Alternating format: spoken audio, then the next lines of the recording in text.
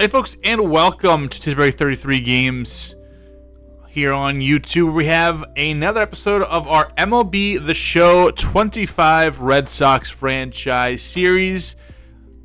And we're going to Worcester, and we're going to Portland. We're going to take a look at the minor leagues, and let's just show off kind of our talent here at these levels. First on the hitting side of things. So how today's going to go, we're going to play one full game with Worcester, one full game with Portland, and then our top 100 prospects, in which we have 3. We'll do a little bit more of a deep dive for them. But let's check out the prospects, and we'll kind of talk about these guys individually a little bit. There's not too many high-profile guys here in Worcester. A guy like Justin Garcia is probably our best prospect in this area. Usually AAA is more for depth, and AA is where our prospects usually lie. Jeremiah Jackson, a shortstop with some versatility we got in the offseason, not hitting too great. Alan Serta, a center fielder who has some potential to be like a fourth outfielder, fifth outfielder. He, I think, was in the Cincinnati Reds organization. He's on the team. Alex Call, we signed this past season to be kind of a lefty masher who isn't quite mashing lefties. Rodolfo Castro, also a lefty masher that we signed. We have 2 more years plus 3 years of arbitration. We have him under team control for 5 more years, which is nice. I mean, this is a nice skill set to have under control, move up and down when needed, and a guy that could eventually be a bench bat for us. Jalen Palmer, we got in a trade last year. Decently excited about him. Big power bat, can play all around outfield and the left side of the infield. With some athleticism. Alex Benelis, a guy that who was supposed to be the prize in the Jackie Bradley Jr. trade when we got David Hamilton. David Hamilton obviously has turned into that prize, more of a major leaguer. Decent fielder, good against righties, not great against lefties. That's all right. Von Grissom, his potential's going up. So now he kind of inserts himself back into maybe our plans, but more just a trade piece. I really don't think this guy is going to have really anything for us. And, yeah, I mean, Von Grissom just isn't good. That's just facts. Carlos Narvaez, killing it in real life. In the game, he'll be okay, I guess. He'll probably not even develop quick enough to have him justify him around. And Justin Garcia having a tough time. I'd probably actually move him to AA. It's because I don't like when the prospects ratings go down. You want those prospect ratings to go up. And at 23 years old, yeah, he's overall wise good enough to be in AAA, but clearly not talent wise. So he'll probably move down to AA. Anthony Siegler, Tyler Miller, Carlos Cortez, Corey Rozier, kind of just depth here, just filling in when need be. On the pitching side of things, this is where we're definitely more stacked, especially in AAA. All these guys, Penrod, Fitz, Priester, Dobbins, Perales, on the doorstep. This is going to be our major league depth in the rotation. In real life, Quinn Priester just got traded away, but in the game, the most ready and has the most potential. Hunter Dobbins just made his MLB debut the other night. Looked okay. So we're in a really good spot with our pitching rotation. Penrod, Fitz, Priester's probably, again, the highest profile prospect we have in all of AAA. And then our bullpen is a mixture of guys that we really do know. Zach Kelly, Josh Winkowski, Sam Bachman that we traded for, Chris Murphy, who's still battling back in real life from surgery. We have Cooper Criswell, Luis Guerrero, who is in real life, again, a highly touted prospect for us. And then we have Connor Grames we got in free agency, and Brian Mata, who's actually having a real nice season here in AAA, and maybe he ends up in the major leagues at some point. For AA, here is where we are going to be spending most of our time in this video. Nelly Taylor, a big a guy who has good fielding prospects in real life. Be on the lookout for this guy to break out, potentially in that Christian Campbell-esque role. Obviously, if you get a second one of that, that's a miracle. Mike Romero having a good season as well. Robert Poisson, we got in the Masaki Yoshida trade. Antonio Anderson in his first taste AA doing not that great. Max Ferguson doing well, and that's bumped his potential up to a C. Nathan Hickey, a power left-handed bat who in this game has good catching ratings, but is not a good catcher in real life. Zach Earhart is there, Luis Ravello, and Alan Castro rounds it out. Blaze Jordan, he is someone that should be getting a little bit more playing time. We'll see where we can sneak him in. Carson Simus is just a utility guy. Nick Sogard, pretty much utility guy. And Ronald Rosario, the backup catcher. Connolly Early, he is one of our better prospects as well. He is on the verge of AAA status, a 3.76 ERA. He's looking mighty fine. Johnny Turner is our big prized fish in this video, probably with Dominique Alez being a little bit ways away. Johnny Turner could be on the Major League roster tomorrow if I decided to, especially with the strugglings of Brian Bayo, which we saw all of last episode. Potentially could be the time for Johnny Turner. He's going to get some extra spice, extra highlight in this one. Brian Van Bell is having a fantastic year here in Double-A. Does he fit into our long-term plans? Probably not. Shane Drohan, Red Sox, then a White Sox, then a Red Sox again. He's doing really well. Mark Hayashi, another guy who's going to get some extra special treatment today.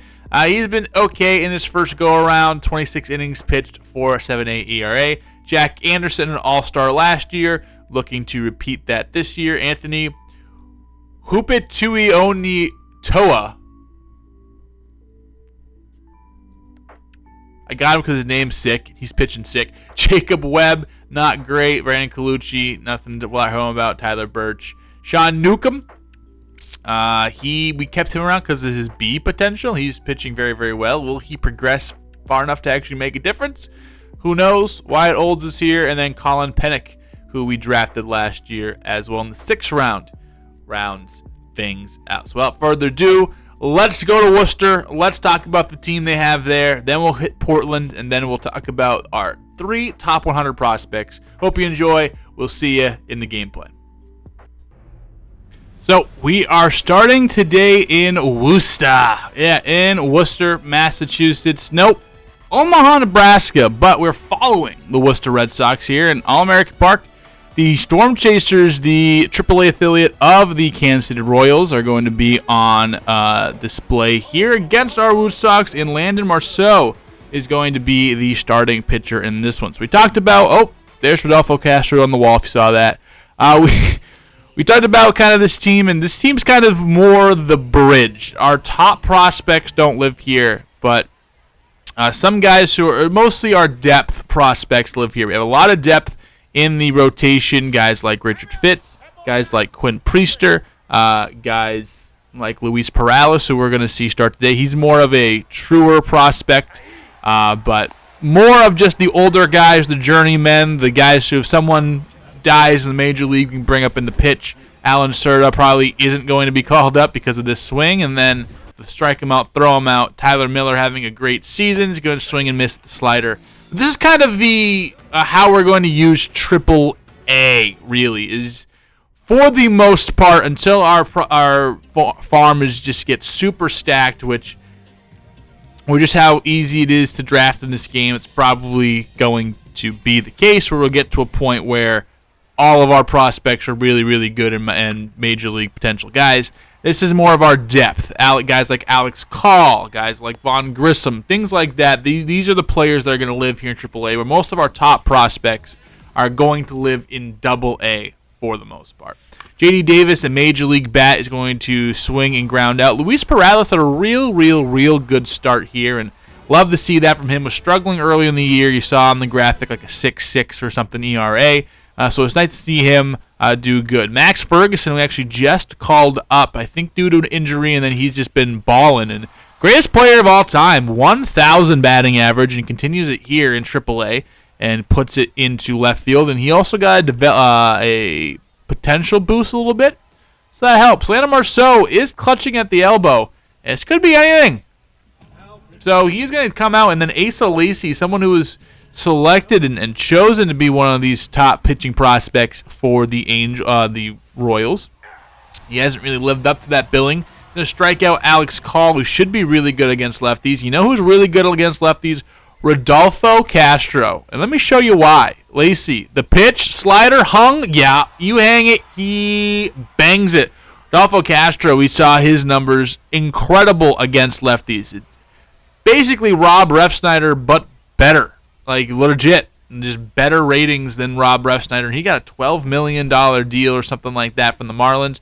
Gave this guy $2 million, $1.5 million for 2 years to be our lefty guy eventually. And especially Romy Gonzalez not playing super well. Maybe eventually it's going to be the turn for Rodolfo Castro. Tyler Miller strikes out again, 0 for 2 tickets. And Jalen Palmer, a guy that we traded for and got in the deal with the Cubs. I believe for Walker Buehler, I think that was the return, if I'm remembering correctly.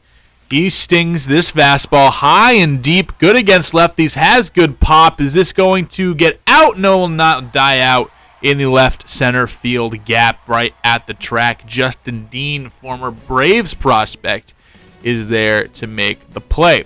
So we do score 2 on the Castro home run. You love to see that. Nick Madrigal going swinging. And then we get a little strike him out, throw him out action ourselves. So watch out, Storm Chasers. The Red Sox are here to play, and they keep Storm Chasers off the board. Bottom 4 now. J.D. Davis lifts into left field. Miller coming in, usually a first baseman, but acrobatic in left field. He's able to somersault over and make the catch. Also in these games, we're not really telling the story of the game because we frankly don't give a rat's. We're really telling the story of the players. We're really going out there and showing highlights. Alex Call making a nice running catch out there. So you'll see more highlights, more, when especially prospects that we're focusing on and guys who we think are going to have a bright future with us eventually. Things like a Luis Perales strikeout to end the inning. Those are things we're going to show on this episode and really just highlight our top guys. And, great changeup from Perales there. Love to see it. Lawrence Gonzalez, who's kind of in our grill all day today. And Alex Call, what a throw from Alex Call. Gonzalez gets on base, speed on first, but runner trying to take third base, stretch it out, be aggressive, and he gets sniped. Shout out Alex Call, and then the throw over, and Gonzalez is gone. One of the draft prospects from last year playing in AAA Omaha already. So that was a bullet from Carlos Narvaez, and we will keep the Storm Chasers scoreless. And then this pitch, that's going to do it for Luis Perales. 7 shut. He was great. He was awesome.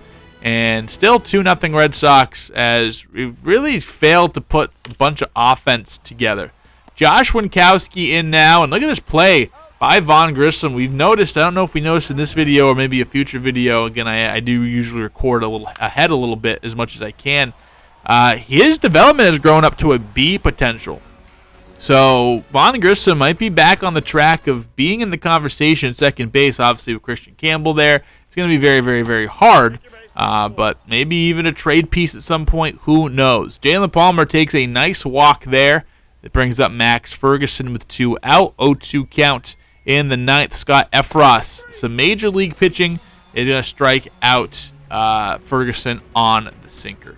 So we go into the bottom of the 9th inning. Nick Madrigal, Lawrence Gonzalez, J.D. Davis, probably the scariest stretch in the Omaha Storm Chasers lineup. They're due up, and we're going to bring on old friend Zach Kelly.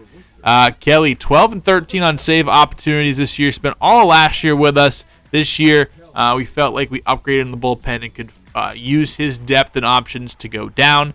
And, he walks Gonzalez here on the sweeper. 2-2 count. Gonzalez staying put, and he freezes J.D. Davis with a fastball right at the knees. And Ramon Urias, he puts this one into left field, and that's going to go for a single. So 2 on, 2 down. Here in the 9th, Kelly just needs one more fortunate ground ball, a strikeout, pop up, something. And Lucan Baker, another guy with major league experience, he goes down the line. Miller to chase. Gonzalez going to score easily. The question is Urias going to? They're going to test him. Jeremiah Jackson, throw the plate in time. And the Worcester Red Sox pull out the win as they do a great relay from left field home, and they cut the runner down trying to tie it up, and that's a big, fun game. So we got the home run, not really much else offensively. Perales was excellent. Kelly picks up the save, and we pulled this one out against Omaha, and we will see you in not quite Portland, but in Somerset, New Jersey, I believe, as we are taking on the Somerset Patriots, the AA equivalent of Sox Yankees, as using their, I don't know what the exact term is, but a lot of the minor league teams on Fridays or something will wear Hispanic-inspired jerseys of some sort. And Ben Hess is going to be on the mound for the Patriots, or the Zorros, tonight. And Justinson Garcia, 2-2 count. He's going to swing and miss at the fastball. Struggling in AAA, and is so far struggling here in AA to begin things this year. And a guy that he's been on the 40-man. He's kind of running out of options and running out of time to insert himself as someone in our plans. Connolly Early is a guy who is steadily inserting himself into our plans. I believe a 4th round, 5th round pick a couple of years ago out of the University of Virginia. He is going to have a clean 1-2-3 inning as Alan Castro runs it down in left field. So Connolly Early doing some good stuff. Blaze Jordan, Antonio Anderson, and Dominique Alez is up. And Dominique Alez gets a fastball center cut. We called him up just for this video. And first hit of AA is a home run. Dominique Alez, the number 2 prospect in all of baseball. Couldn't do this video without highlighting him. He was our 5th round pick, I believe, last year, and ended up being a gem, the number 2 prospect in all of Major League Baseball, the number 1 catching prospect, and our number 1 guy. First hit he gets is a home run. And trust me, folks, it's going to be a big day for the offense. Christian Koss, which I believe former Red Sox prospect, he gets the first base hit of the day for the Zorros. And then Josh Tiedemann, deep center field. Nelly Taylor ranging back, and he's able to make the play. But watch this. Watch the runner at second base. He's going to round third. Bob Hernandez we called up as well. Way out there, and they score naturally on a sac fly from center field. No funny business. No dropping the ball. No bad caroms or whatever. Just straight up speed and aggressiveness. That was, I guess, cool. And then Rock Riggio going to pop up and end the inning, or fly out rather, to Justinson Garcia in right field. So 1-1, the Sea Dogs and the Patriots go into the 3rd inning, and Mikey Romero, this is when things get fun for the Sea Dogs. Mikey Romero, who is doing awesome, by the way. He was great to play with in this game. A nice swing. Young age, he's developing very, very, very nicely. He gets his 2nd home run of the season and pulverizes one into the bullpen. And Mike Romero, a guy to be watching out for eventually one of these days. Just gets a hanging slider and able to do damage with it. Mike Romero, a hit first shortstop in this game. They like to just give all the prospects big fielding, but he's not really much. Not that he's not a good fielder, but his bat is the reason why he was drafted. And really, he was drafted first overall to save money for Roman Anthony down in that round. So some fun stuff by the Red Sox brass there, Mike Romero. But anyway, Connolly Early gets 2 strikeouts in that inning. He's been dominant. He's been having fun. And it was a real fun game to play. Dominic Alez, next pitch he sees. High fastball, this time in the corner again. Is he the GOAT? Is he the greatest of all time? Carlton Fisk, move over. The best catcher in Red Sox history. Dominic Alez. I'm going to call him up. If all he's going to do is hit fucking dingers, might as well. Again, playing in single A all season. You see when we go to the Dominic Alez portion of this video, we'll see on his graphic I made. Had no stats when I made that graphic. And then he played these 2 games and a couple of games while we did the other stuff, and he's been just fine. Alan Castro singles through the right side, and he gets on base. It's 2 runners on with 2 outs, and that is going to chase the starter.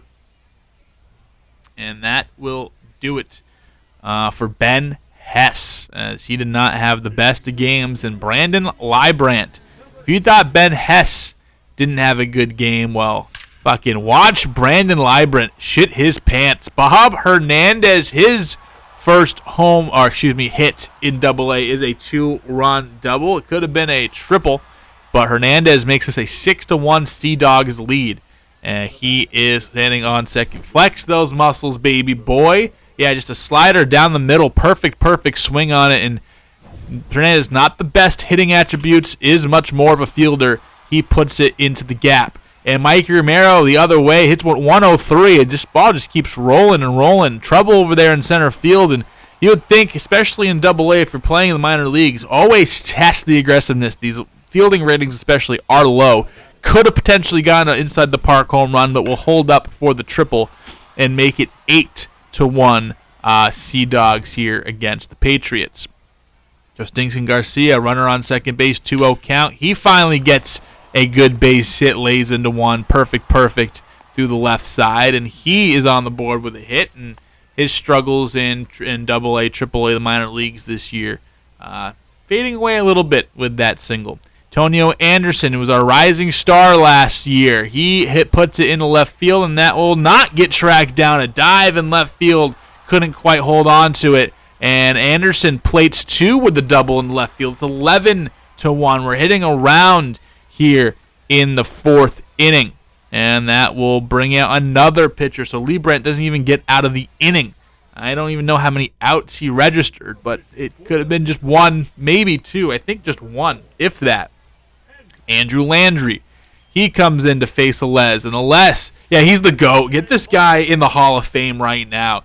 A guy who's 18-year-old, juiced up out hitting 2 home runs, and in an 11-1 game takes a close walk. My GOAT. Nelly Taylor is going, however, to ground out to first base. In real life, watch out for Nelly Taylor. If you're a Red Sox fan looking for a prospect to kind of follow under the radar, look out for Nelly Taylor. He grounds it out and ends the 11-1 inning. Connolly early, however, was like, yeah, this is the point of no return. Point of no return. I think our first point of no return in MLB The Show 25 this year, but wanted to show off the sick skills Greg Maddux wishes he could do all of that. A strikeout on Josh Tiedemann, because, again, we are showing more of the highlights. And Connolly early, a guy who's probably in our plans down the road a little bit. Anthony Hall, he goes swinging. Alez, good block. Toss over to first base. 2 up, 2 down, both by way of the K. And Connolly early trying to strike out the side, and he won't. Nelly Taylor here in the top of the 6th inning. And I told you, watch out for Nelly Taylor. 91 inside part of the plate. He sends it back 98 off the concrete wall in the bullpen. And Nelly Taylor puts 14 on the board for the Sea Dogs. What a guy. What a guy. Yeah, inside, pimps it. Real good fielding profile. And just like Luis Perales, Connolly early will give us 7 real strong innings. Alan Castro, he's drunk. He's been sipping beers because he's been bored. And he puts it away for the final out of the inning. But 14 runs on 15 hits. We pick things back up in the 9th where our pitching kind of let us down a little bit. It's 14-7 until Luis Ravello. Yeah, not a guy that we're looking too heavily in. Just a deep potential kind of infield prospect. And he says, hey, look at me a little bit more, fella. As he finally goes deep for the 4th time this year. And it is 16-7. Sean Newcomb on the mound. Middleborough's very own. Swings the sweeping curve. And that will do it. Ball game 16-7. Fireworks show. Dominique Alez, Nelly Taylor, Mikey Romero, Bob Hernandez, Connolly early. Double-A is where you want to be. And because of that, we will be staying in Double-A in our first of 3 highlighted prospects here. It's Johnny Turner. We think he has potential to be a number 1 or number 2 guy. Number 2 prospect in our system. Number 8 in Major League, and then number 2 or 3 in starting pitching. And stuff was a little rough today, but let's just kind of go over what Johnny Turner brings. First round pick last year, 15th overall. He was our first ever selection in this series. He's 23 years old, out of Indiana. Big break on his stuff. His curveball has nice break. His other pitches move around very well. He has 2+ pitches in his curveball and his sinker that we think are really his two bread and butter pitches. See, that sinker has a nasty break and does get the ground ball with it, but unfortunately just by the third baseman, Anderson, and that will plate the first run. Got to hit around a little bit in the first inning. This is a guy who we think who has been absolutely excellent all season. If you saw the numbers on the graphic, he has been fantastic, but in this start wasn't really his best. He had a mix of hard contact and bloopers, guys that are really putting a charge in the ball, like right here, but out for an out. But a lot of the time, ground balls that he needed and he got, but just weren't in the right spot. Kind of, normal ground ball pitcher stuff. And then just, bloops and here and there and everywhere and whatnot. Like here, 86 off the bat, not too crazy, but just down the first base line, and it is what it is. It's what you're going to do when you're a pitcher. He settled in for the most part, but he had traffic all day, and this second inning is when those strikeouts started going. Not really much of a strikeout pitcher for the most part. Really more of a don't allow walks, kind of keep the ball on the ground, kind of a Tanner Houck type profile in terms of pitching style. But he did pick up 8 strikeouts in this start. And Turner is a guy who could probably be on the mound for us right now. Ratings-wise, he's rated higher than Bayo. And probably, I think, our 5th or 6th best starter in terms of overall. But as 23 years old, not trying to service manipulate time here, but we call him up. By the time he's through arbitration, he'll probably be 30, 31, and we can probably cut him loose depending on how good he is. But kind of a guy like Houck comes up early. We don't have to put so much resources into him financially and kind of get really good, cheap pitching for the bulk of his prime, which is kind of the idea with him. Obviously, you want to start all prospects out in the minor leagues unless they're absolutely filthy. But guy like Turner, we want to see where he's going up. Everyone's going to start in Double-A, I would assume, unless you're absolutely gross or we have a severe need for position somewhere higher up in the organization. All of our guys are probably going to start out in Double-A, no matter what the age or the overall skill set. Turner, a guy that can easily move up and probably will end up moving up very shortly as he looks for a bigger challenge if he continues to do well against Double-A competition.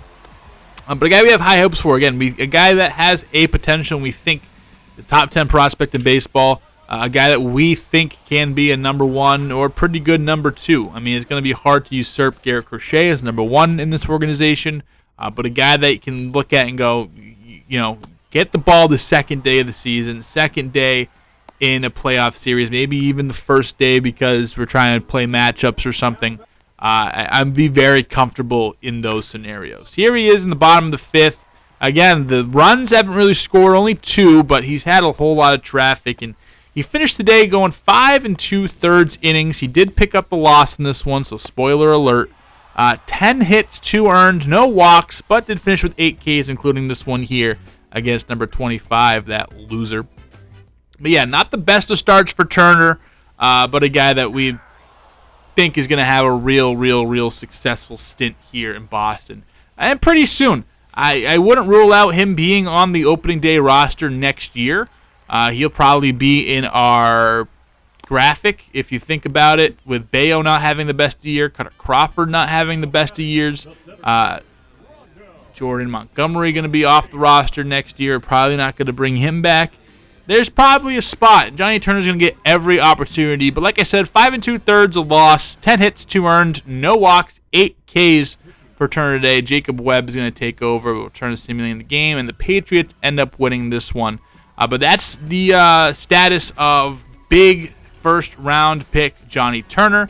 Let's move over to our second-round pick in 2025, the number 38 prospect, in all of baseball is Mark Hayashi, another starting pitcher.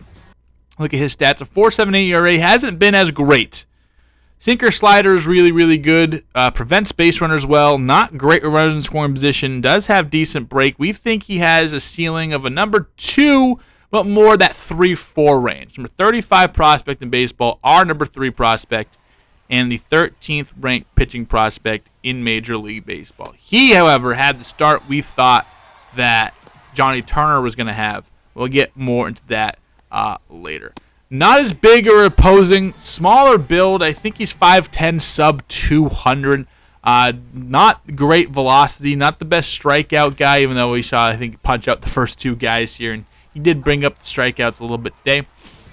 23-year-old out of Japan, so I think we're probably going to change his first name from Mark to something more Japanese, just to kind of keep the flow of things here.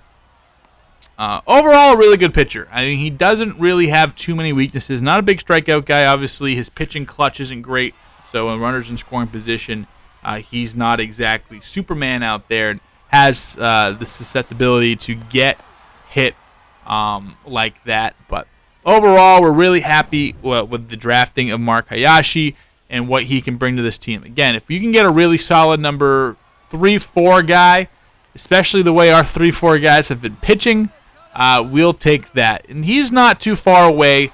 Probably more next year is when we're going to be looking, not next year, the year after. So just a year behind Turner, I believe. So probably making his Major League debut around 24, 25 years old, maybe 26 if he doesn't bounce back here. But having a kind of a little bit of a rough go of it his first stint here in the minor leagues, as we saw with the statistics. But overall, again, super happy of what we got from him and the performances he's put out. And here against Hartford, and fun fact, I actually live 10 minutes away from the Hartford Yard Goats in real life, so I'll be going to a lot of Yard Goats game and trying to see the Sea Dogs in real life as much as I can. But had his stuff working with him, and with a lot of Ks, a lot looking as well. So you can tell that stuff was on. More of a break, finesse guy, overpower guy. Doesn't throw super fast, super hard, but you see that changeup looking, just really dotting things and being a good pitcher here, which is really, really good. Couple of hard hits. I did give up a home run, which to Juan Guerrero. Fun fact, our Rockies legend, I think it's actually right here, he gives it the home run. 1-for-1 already on the day. Juan Guerrero leans into one. And, played on the Rockies for a little bit in our series as a utility guy off the bench for a couple of years before we parted ways with him for Osiris Johnson. It actually is on this roster here, so I don't know if he was on the Rockies now in real life or he got traded there in the game, but Osiris Johnson, here he is. He swings and misses, so shout out Osiris Johnson. That's really fun that those two guys on the same team together. They played the same role for us in the Rockies franchise, but overall, real good performance from Mark Hayashi and what he was able to do. We look forward to seeing what he can do in AAA and the major leagues eventually. Six innings in this one, 4 hits allowed. Did pick up the win. So we were able to score a little bit here in the 6th inning. 2 runs, 2 earned, no walks, 6 strikeouts, and 1 home run. And it's a really good pitching performance from a guy like Mark Hayashi. And now let's move to the number 1 overall prospect in baseball, Dominique Alez. 2029 is when they are slating for him. He's a future starter, really good plate skills, advanced fielder for his age, and a real moldable bat at the moment. You saw him swing for power the earlier portion of this video, but he really is more of a contact guy. A lot of his ratings are in the low to mid 30s, high 20s. So a guy that's, again, ways away. After this stint, we just kind of brought him up just to play with him, but we're going to move him back down again. And we'll probably see him again in next year's iteration of this video. As we'll probably do 1 game for each team, and then whatever we have for top 100 prospects, do a little profile on each of them like we've been doing so far today. But Alez has been really good in the early going of things, and he's just been fantastic. And I think he's going to be very good. Wasn't fantastic in this showing, though, but we saw what he could do with Portland earlier. But 5th round pick in 2025, the number 2 prospect in baseball. He was a scouting discovery. Bat is moldable, more contact and power. He's great against lefties, at least right now. He has a short swing, and the power will come off liners, not really bombs. Timed the ball up well in this series, but just didn't get the results in individual games, and ended up being 1 for 8, 1 strikeout, and obviously his part a little bit shorter because we saw him early. But those are our top 3 prospects here. Who do you think is going to make the biggest impact in this series?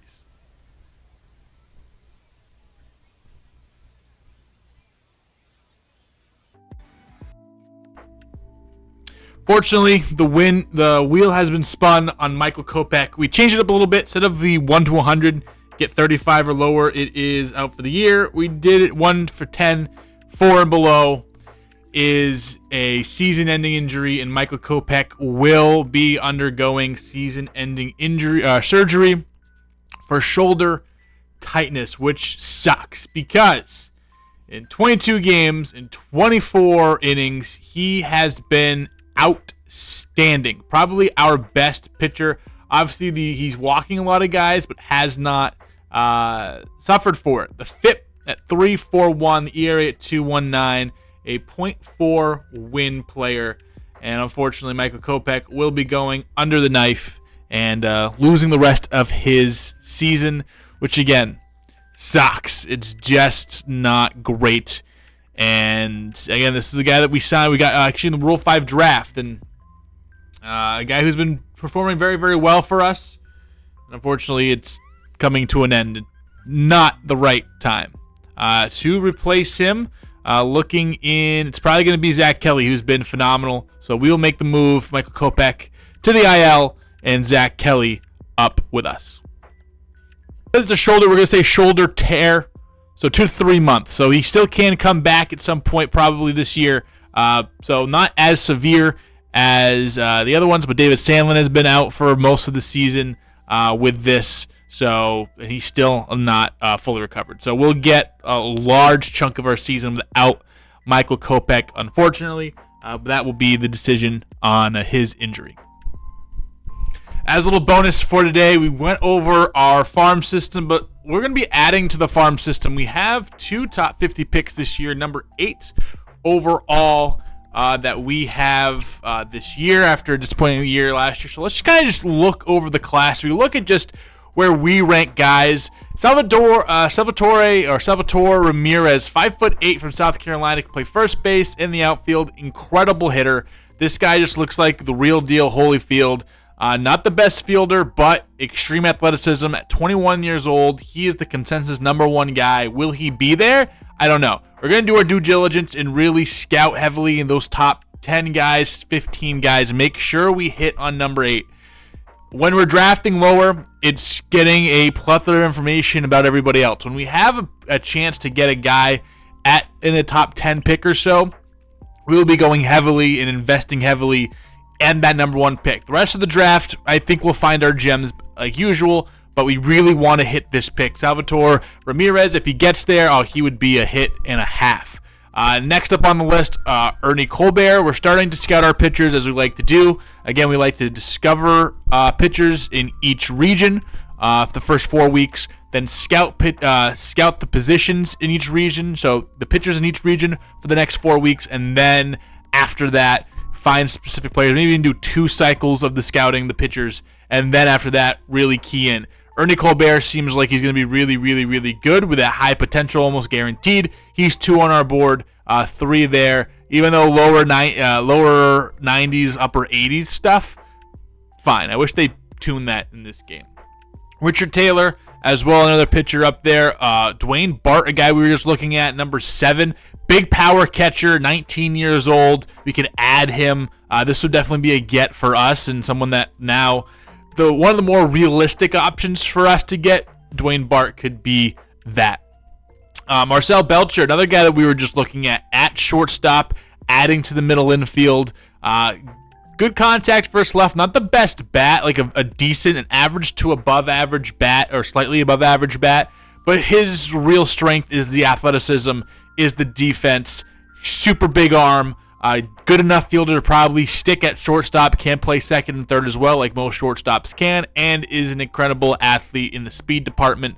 5'7" though. These are literally Looney Tune characters that they create in this game. I don't know why, but that's what we're going to go with. And Marcel Belcher on the list. Other guys like Jeff Huber, Rodney Bartlett, Sean Daniels, we haven't really got too big into yet. Gary Serena Ruiz, which is awesome. And Lamar Telshaw. This guy looks like a Lamar. So those are the top 10 prospects, at least on our board, especially the starting pitchers. We will be getting enough information. It's just finding those position players in this range that look like they can do something. That is really the big flex here. We will definitely be going over starting pitchers, but again, Dwayne Bart, a guy that we've been looking heavily into, especially with our 8th overall pick. First base, we haven't really got into yet. Looks like this position's more towards the later parts of the draft. Maybe, especially these 22-year-olds, 21-year-olds, you can scout fully in one cycle. Towards the end of the draft, I'll pick out certain guys to get like that. It just helps maximize the board.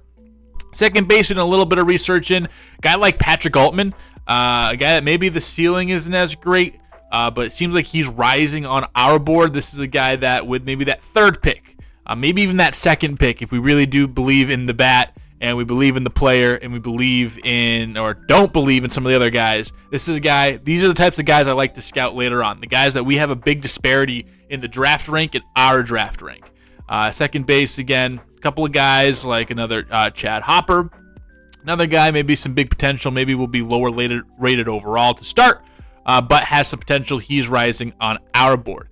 Third base, not too much into. Shortstop, we've delved some time. Tim Gomes, a guy that we've looked at. Cash Hamlin, we just actually done scouting the East Region shortstops. Looks like he's falling on our board. 8th overall draft rank by MLB, 33rd on our board. So again, we'll keep doing our due diligence. We'll keep doing this, but a guy like Tom Frazier, not ranked. This guy looks like an easy A, B potential guy that we can snag some point. Tom Frazier, definitely a guy to be looking out for. And then also a guy like Stephen Palbicki, 4th overall, where he's not even ranked on our board. I think the more we find out about him, the more we hate this guy. So seeing Stephen Palbicki go would be great. He's a utility player, so that is nice, at least a little bit. Outfielders, I don't think we've delved too much information in yet. Again, early in the season. So that's just kind of a general scouting information, but some guys here week 6 of 14, and we'll pick back next episode and see how the scouting has gone since then. Right at the end of May, it was looking good until it kind of wasn't. We bounced back from this rough stretch against the Yankees. We put up 2 against the Dodgers.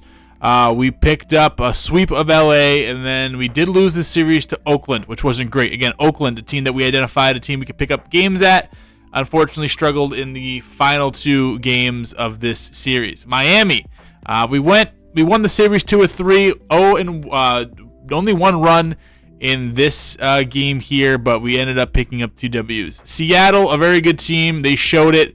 They took 2 out of 3 against us. Arizona, kind of in the same boat we are, kind of around that 500 mark. They take 2 out of 3 against us, and unfortunately we got swept by Houston. But a homecoming of sorts. We'll be taking on the Colorado Rockies next time. Bring it back to our MLB The Show 24 franchise. Taking on Colorado. Next month, Chicago. Gotta win that. Baltimore, that's going to be tough. Detroit, we have to win that series. Houston, 4 games against them. Toronto, 3 games against them. The Angels, we have 3 games against. The Cubs, we have 3 games against. So it's like we're playing some of the worst teams in the league and the best teams in the league. And then the team, some of the best, some of the best, some of the worst, some of the worst. And then Tampa Bay at the bottom here. Closing in on the All-Star game. We will probably do all of June, setting us up for the not next episode, the episode after, to be our All-Star episode as we usually have it. And then hopefully we're playing meaningful games in August and September, and we're not steamrolling through there. Taking a look at this last stretch here, it's going to be if everything kind of holds the way it is, September is going to be a tough month. August, looking like a tough month. And then July, I don't think there's going to be many cakewalks in this month either. Maybe a little bit. July, we can really pick up some ground, especially this 3-week, 4-week stretch here where we're not playing any good opponents, at least as the records currently sit. The Mets kind of break this up. We got the Mets, Yankees, Atlanta. So we can get good to here. Let's have a winning record. Can we get like 4? Let's give it a wild card spot at the 23rd. That's going to be the goal of the next 2 episodes. Get a wild card spot at the 23rd. Right now, we are 3 games out. Rangers, Cleveland, Astros, Yankees, Blue Jays ahead of us. Obviously, Baltimore leading the division. Can we do it? Will there be changes made? We'll see. See you in Coors Field, everybody. Coors!